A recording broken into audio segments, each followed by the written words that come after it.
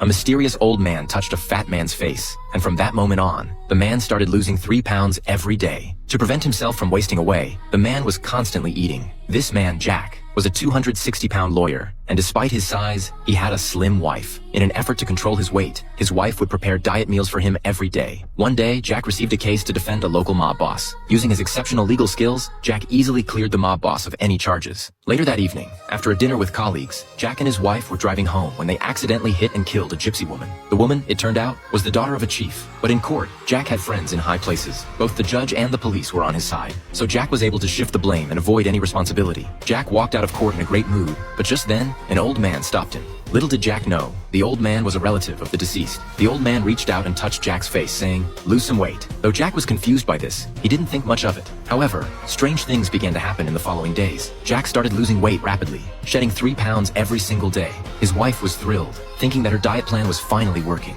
But soon, they realized something was wrong. One day, Jack and the judge went golfing. While in the shower afterward, the judge mentioned that he had recently met the gypsy chief. The old man had touched his chest, and the very next day, his chest started to rot. The judge was worried that he might have caught some kind of infectious disease. Jack, now worried, cautiously touched his own face. Could it be that he had been infected too? But contrary to his fears, his face didn't rot. Instead, his weight continued to drop, and even faster than before. His wife was concerned, but figured the diet was still doing its job. To be safe, she insisted he stop eating the diet meals. But Jack wasn't worried. In fact, he was quite pleased with the results, bragging that he hadn't eaten diet meals for a while. Even though he was indulging in all kinds of delicious food, his weight kept falling. His wife grew increasingly anxious and pushed him to go to the doctor. Reluctantly, Jack agreed and went for a checkup. But the results came back normal, and there was nothing wrong with his health, so he didn't think too much about it. One day, Jack was dining at a restaurant when he bumped into the judge's wife. He suddenly realized he hadn't seen the judge in a while and decided to pay him a visit that evening. Excitedly, Jack asked the judge's wife if the judge too had been losing weight. Upon hearing this, the judge's wife became visibly flustered and panicked. She explained that it was all part of the gypsy's curse. The more she spoke, the more agitated she became,